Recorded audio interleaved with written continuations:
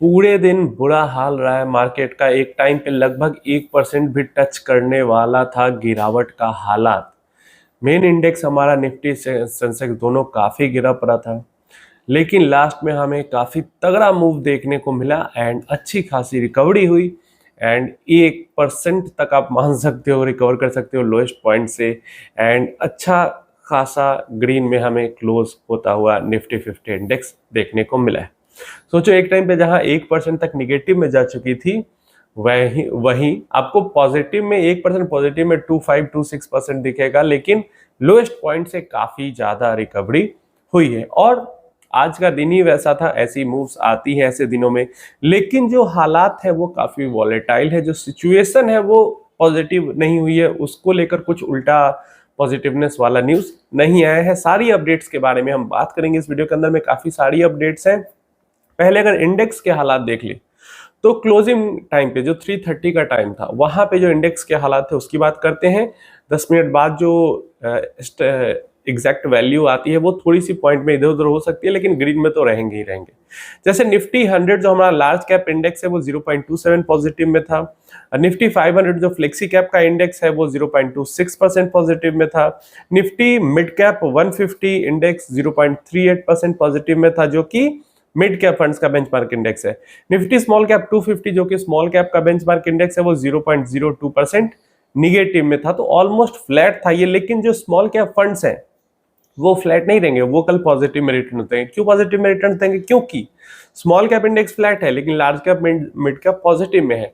और ऑलमोस्ट 60 से 70% small cap में रहता है। स्मॉल कैप का एक्सपोजर फंड्स का 20-25% तक एक्सपोजर जो है वो काफी फंड्स का लार्ज एंड मिड कैप में रहता है, तो इस कारण से वो पॉजिटिव में रिटर्न्स कल देंगे। माइक्रो कैप इंडेक्स 0.25% हमें निगेटिव में यहाँ पे जाता हुआ दिखा है। आज की अपडेट्स की बात करते हैं तो सबसे पहला अपडेट हमें Jio BlackRock mutual fund house की तरफ से दिखा है।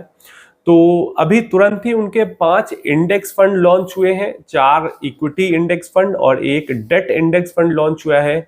और तुरंत लॉन्च होते होते अब उन्होंने एक एक्टिवली मैनेज्ड फंड, जो कि जियो ब्लैक रॉक म्यूचुअल फंड की तरफ से पहला एक्टिवली मैनेज्ड म्यूचुअल फंड होगा, वो लॉन्च करने के लिए सेबी से परमिशन ले ली है।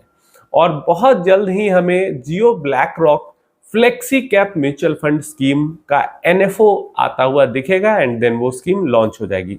अभी के टाइम पे I think almost 40 flexi cap mutual funds पहले से अवेलेबल है, और ये 41वां फ्लेक्सी कैप फंड होगा जिसका एनएफओ आएगा। ऑब्वियस सी बात है, इसके अंदर जो है जैसा फ्लेक्सी कैप का नॉर्मल रहता है रूटीन, वही सिंपल सारा कुछ इन्वेस्टमेंट होगा। पारंपरिक फ्लेक्सी कैप जैसा ये flexi cap fund overseas investment नहीं करेगी। 100% तक इक्विटी के अंदर रह सकती है, 35% तक डेट के अंदर इन्वेस्टमेंट कर सकती है, 10% तक इन्वेस्टमेंट रीट्स एंड इनविट्स के अंदर कर सकती है।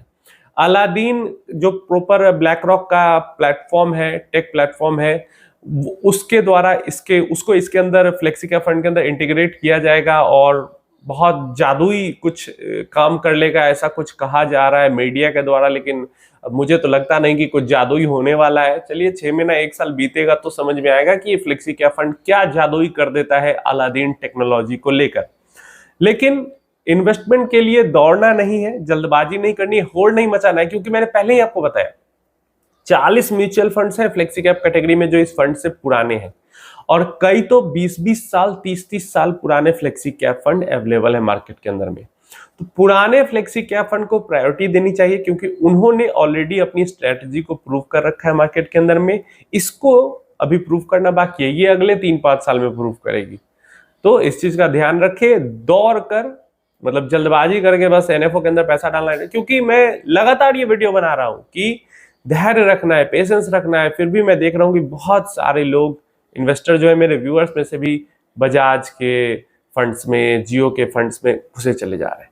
तो आप इन चीजों को अवॉइड करें।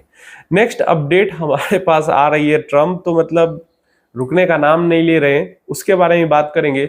लेकिन सबसे पहले हम बात कर लेते हैं आईसीआईसीआई बैंक ने एक्सिस और यस बैंक तो पहले से चार्ज लगा ही रहा था, अब इस लिस्ट में आईसीआईसीआई बैंक भी आ चुकी है, और यूपीआई का जो एग्रीगेटर है उस पे ये चार्ज लगा चुके हैं।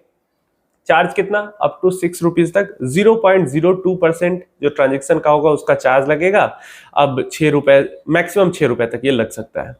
अब चीज क्या है कि जो फोन पे, गूगल पे, ये सब जो जिसके थ्रू हम यूपीआई ट्रांजेक्शन करते हैं, पैसा हमारे बैंक से दूसरे बैंक अकाउंट में जाता है, लेकिन यूपीआई का जो इंटरफेस है वो तो मतलब यही यूज करते हैं, गूगल पे, फोन पे, ये सब।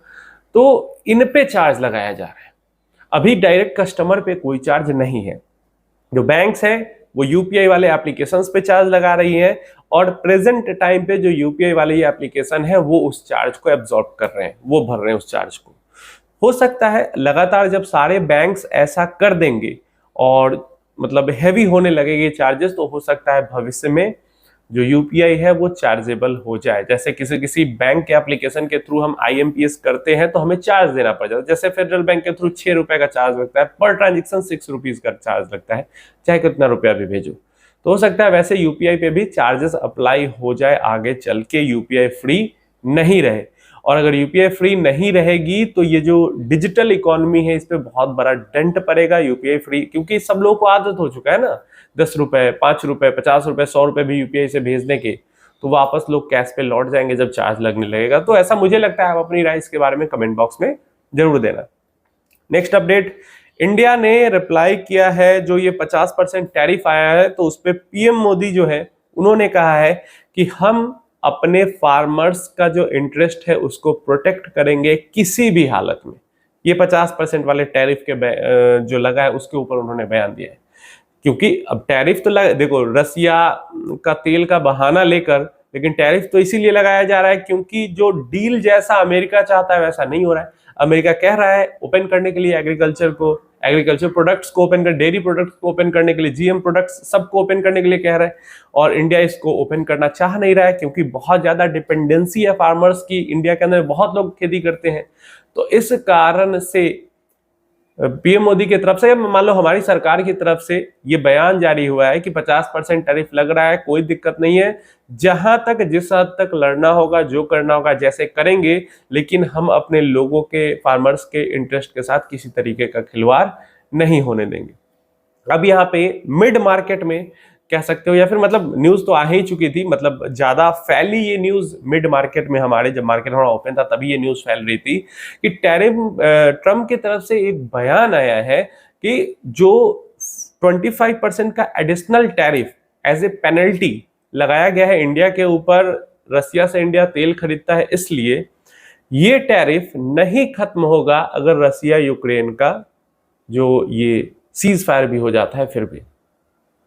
मतलब जो कह रहा है अमेरिका कि इंडिया तेल खरीद के वॉर को फंडिंग कर रहा है, तो अगर वो वॉर रुक भी जाती है फिर भी जो ये पेनल्टी वाला एडिशनल टैरिफ 25% का लगाया गया है ये हटेगा, इसकी मैं कोई गारंटी नहीं दे सकता, ऐसा ट्रंप का बयान है।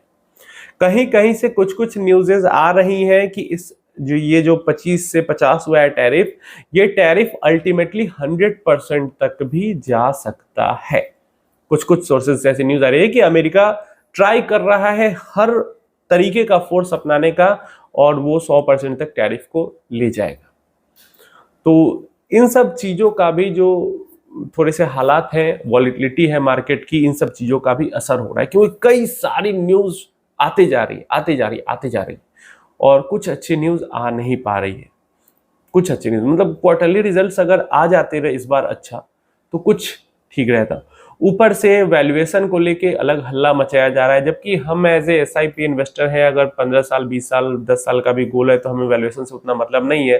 3 साल में 3 बार जो पीई है, स्मॉल कैप का भी इवन 32 पे जाता है, 20 पे आता है, 28 पे जाता है, 35 पे जाता है, 3 साल में 13 बार जाता है ऊपर नीचे। तो वैल्यूएशन से उतना हमें नहीं परेशान होना चाहिए। जो लोग ट्रेडिंग कर रहे हैं, स्विंग ट्रेडिंग कर रहे हैं, उनको परेशान होना चाहिए। तो ये सब चीजें हैं जो मार्केट के अंदर में चल रही है। इन सारी चीजों के बारे में अपनी राय नीचे कमेंट बॉक्स में जरूर देना कि जो नया फंड आ रहा है फ्लेक्सी कैप, क्या सोचते हो आप उसके बारे में, यूपीआई के चार्जेस के बारे में क्या सोचते हो, और ये ट्रंप और इंडिया का जो एक तरीके से वॉर तो नहीं कहेंगे क्योंकि इंडिया तो टैरिफ बढ़ा नहीं रहा है, अभी जो टैरिफ है वो एक तरफा उधर से ही लादे जा रहे, क्या मतलब सब कुछ आपको लगता है नीचे कमेंट बॉक्स में जरूर बताना।